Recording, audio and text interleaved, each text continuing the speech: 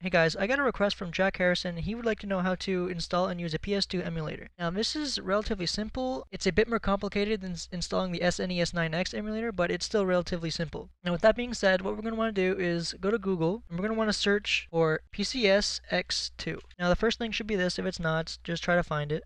We're going to want to go to download, get PCSX2, and choose your platform. Obviously for me it's Windows. Now what you download here doesn't really matter, but I'm going to be showing you how to use the Windows binary instead of the standalone installer. But if you're using this, you're going to need to make sure you have Visual C++ 2015 x86 redistributable installed. I probably said that really fast. You probably didn't understand what I said. But you can use this. I haven't used this one yet, but I can't imagine it's that much different. Now we're going to download this, and once it's downloaded, we're going to open it. Once it's open, just like the SNES 9X emulator, I like to have it in its own folder. So I'm going to drag this over here.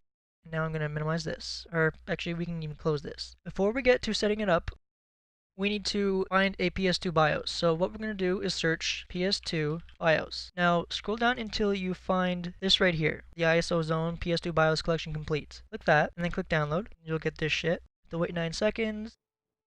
And then click download. It will download. Once it's downloaded, open it. And we're going to see this folder. We're going to open that. And depending on your location, you're going to want to choose NTSC, PAL, NTSC, which is for North America, PAL, which is for Europe, and there's JAP or whatever, which is for like Asia and shit. Now, once you have found your location or you know your location and your region, find the latest version. So it'll be closer to the bottom. So for me, I'm not in the States, I'm in Canada, but it's still the same area because it's in North America. I'm going to open this. I'm going to drag this to the side. I'm going to open the folder that we just dragged from the archive when we downloaded the emulator.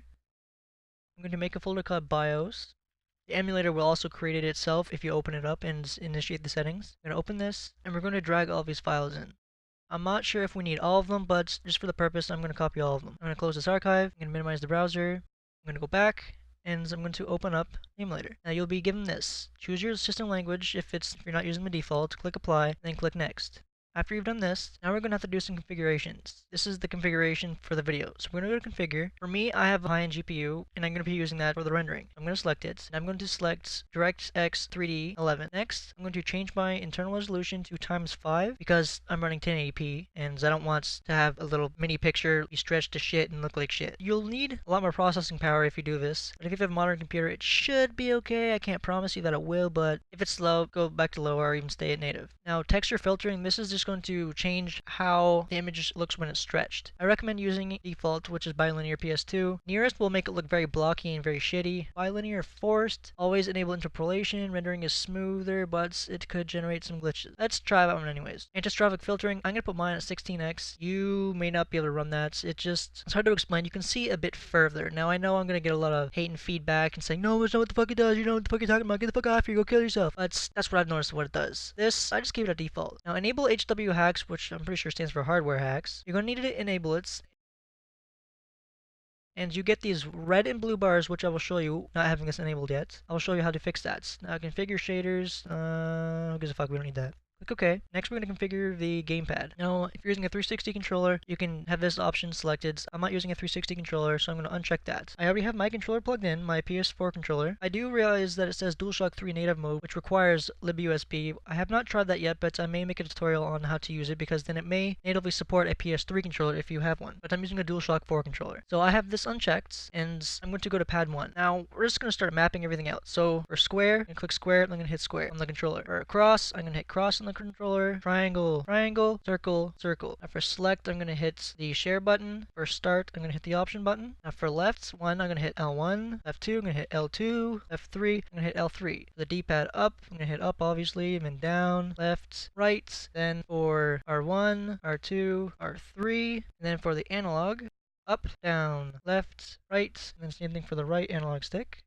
Up, down, left, right. Now we're going to click apply. Okay. Now the rest, I don't know what the fuck they do. I haven't looked into it at all, and I probably should have before I made this tutorial so I can be in more depth like I was in the SNES 9X tutorial. Next, we're going to go to, well, next. Now with the BIOS that we just copied over, we're going to select that. If it's not displayed in here, click refresh list. Select it and click finish. I'm going to minimize this right here.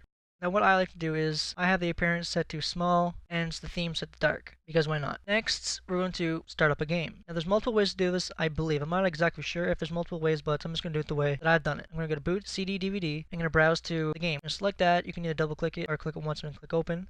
It's going to open. Now that is very fucking loud for me.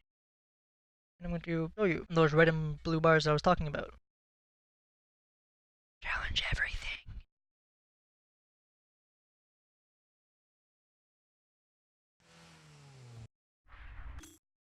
The memory card in memory card slot 1 is unformatted. You want to create a new profile. I wonder if we can use the keyboard for this. No, we can't. I'm just gonna just do random shit. Let's do that. Are you sure you want to save the I don't know what the fuck it says, but okay.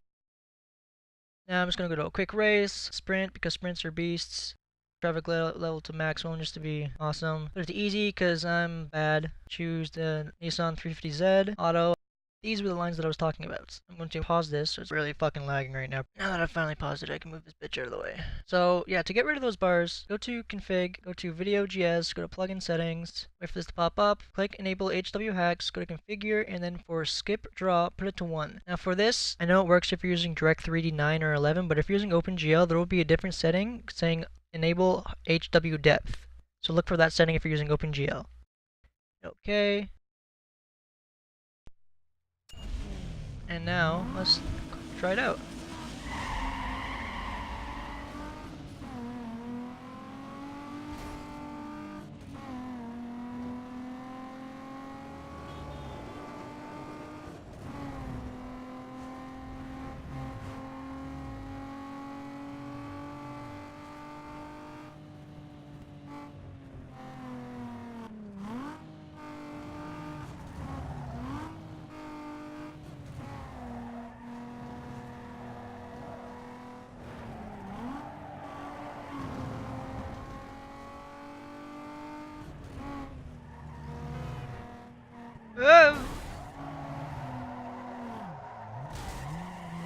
Alright, well, you get the point of it. That's how you use the emulator and set it up.